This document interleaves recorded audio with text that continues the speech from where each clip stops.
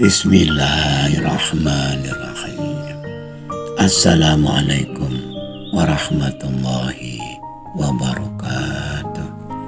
Wahai anak-anakku, murid-muridku yang senantiasa dirahmati oleh Allah SWT. Marilah kita lanjutkan pelajaran kita, ngaji belajar murid. Kali ini kita membahas mengenai gunung-gunung dihambur-hamburkan. Quran Surat Al-Qari'ah 1-11 yang artinya hari kiamat. Apakah hari kiamat itu? Dan tahukah kamu apakah hari kiamat itu?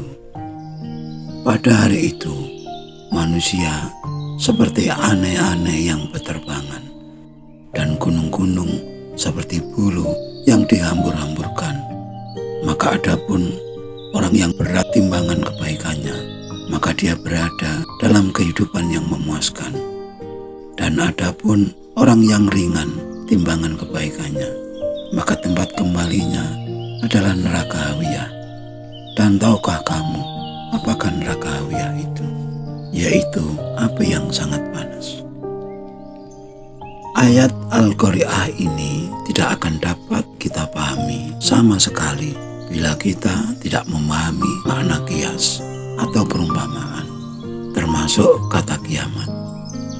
Selama kiamat kita pahami sebagaimana hancurnya bumi, gempa bumi, tsunami, gunung meletus, kehancuran gedung-gedung, rumah-rumah, dan seterusnya. Maka hal seperti itu tidak akan pernah kita alami. Bencana alam yang sering terjadi di mana-mana, di banyak negara, di belahan bumi manapun, tidak akan pernah terjadi serempak di seluruh bumi, di setiap wilayah, semua negara.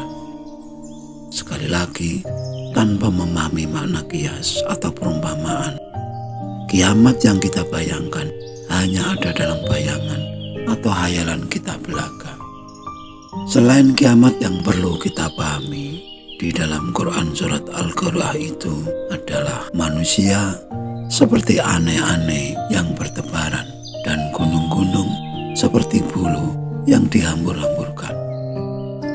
Petunjuk untuk memahami makna qiyasnya adalah kata seperti aneh-aneh, seperti bulu yang dihambur-hamburkan. Seperti bisa berarti seakan-akan, jadi bukan makna yang sebenarnya. Perilaku manusia hidup di dunia ini di dalam mencari nafkah kehidupan, banyak yang bertebaran ke sana kemari dan kemari ke sana, bisa antar desa, antar kota, antar provinsi, bahkan antar negara. Sedangkan gunung adalah gambaran pikiran manusia. Jika dikatakan bahwa gunung adalah paku bumi, itu berarti bahwa pikiran manusia itulah yang melekat kuat pada tubuhnya. Bila pikiran kita buruk kepada si A, sebaik apapun kenyataannya si A itu tetap saja buruk di mata kita. Dan yang jelas, pikiran manusia itu cenderung liar, sulit untuk ditundukkan, sulit untuk dikendalikan. Begitu kita duduk diam, memejamkan mata, maka pikiran kita akan berjalan melayang kemana-mana, tidak tentu arah, dapat menjelajah kepada masa lalu kita yang paling jauh maupun masa depan yang belum terjadi. Itulah cara kerja pikiran kita. Maka tidak heran bila digambarkan seperti bulu-bulu yang dihambur-hamburkan.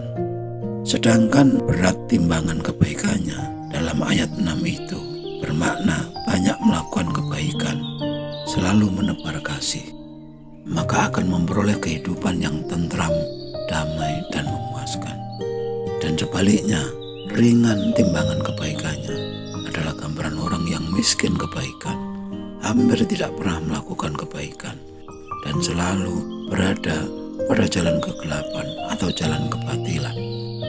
Maka imbalannya adalah neraka hawiyah atau kehidupan yang serba panas, bagaikan hidup dalam neraka. Hati dan pikiran selalu terbakar oleh syahwat duniawi, keserakahan terhadap hal-hal materi. Dan perbuatan curang adalah sesuatu yang dianggap biasa. Setelah ayat-ayat Quran surat Al-Qari'ah ini dapat kita pahami makna hakikatnya, justru kita akan sadar bahwa ayat ini begitu nyata dan relevan dengan kehidupan kita sehari-hari. Dan tentu saja sebagai pengingat agar kita jangan sampai terlena dengan godaan-godaan hidup di dunia ini, sebagaimana digambarkan dengan aneh-aneh yang bertebaran dan gunung yang dihambur-hamburkan. Mengapa Al-Quran harus menggunakan bahasa-bahasa kias seperti ini hingga begitu sulit untuk dipahami? Hal ini tidak lepas dari sejarah lahirnya agama Islam di tengah-tengah bangsa Arab dan khususnya suku Quraisy yang pada saat itu sangat tergila-gila dengan syair, puisi, dan sejenisnya, hingga tidak jarang Rasulullah sering dianggap sebagai seorang penyair.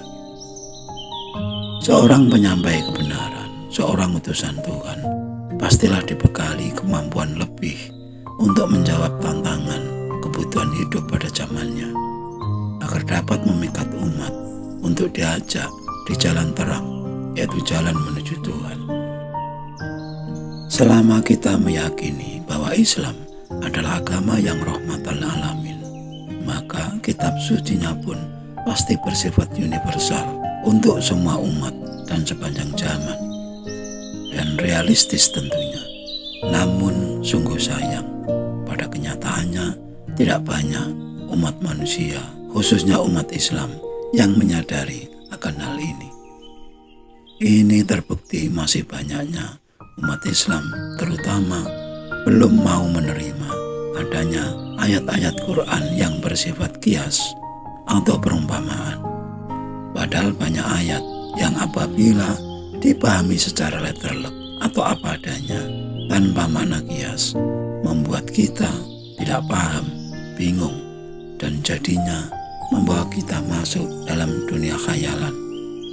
Contohnya adalah cerita-cerita tentang surga beserta kenikmatannya, neraka beserta siksaannya, alam mahsyar, Shiratal Mustaqim, dan seterusnya.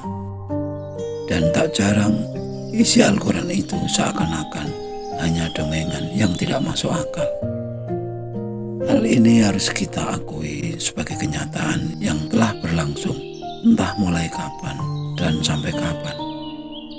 Selama kita hanya mengenal kehidupan dari permukaannya saja, artinya hanya syariatnya saja, bagikan mengenal lautan hanya permukaannya saja, maka kita hanya butuh berenang-berenang yang selalu takut untuk tenggelam. Sedangkan indahnya kedalaman lautan, dasarnya lautan, di mana mutiara ada di dalamnya, hanya mampu diketahui oleh para penyelam yang sengaja menenggelamkan diri untuk mengetahui kedalaman lautan.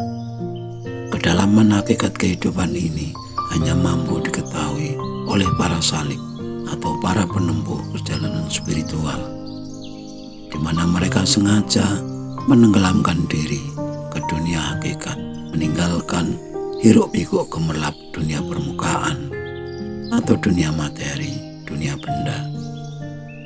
Hanya dengan ke dalam diri yang begitu dalam, kita mampu menjumpai lapisan-lapisan diri, mulai dari lapisan tubuh fisik, lapisan energi, lapisan pikiran, lapisan mental, hingga menemukan lapisan kebahagiaan diri sejati, yaitu lapisan ilahiyah.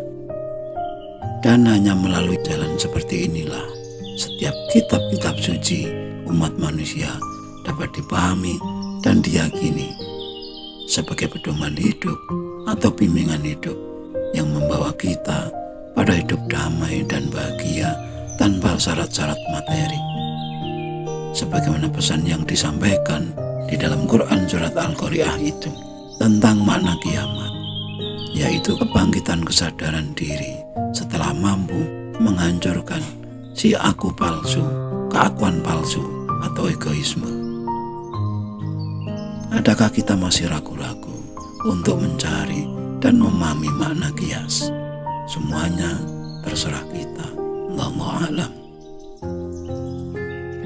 Sekian dulu wajangan yang mohon maaf atas segala kekurangan. Semoga selalu bermanfaat. Dan marilah berdoa bersama. Ya Allah, mudahkanlah jalan pengabdian kami kepadamu.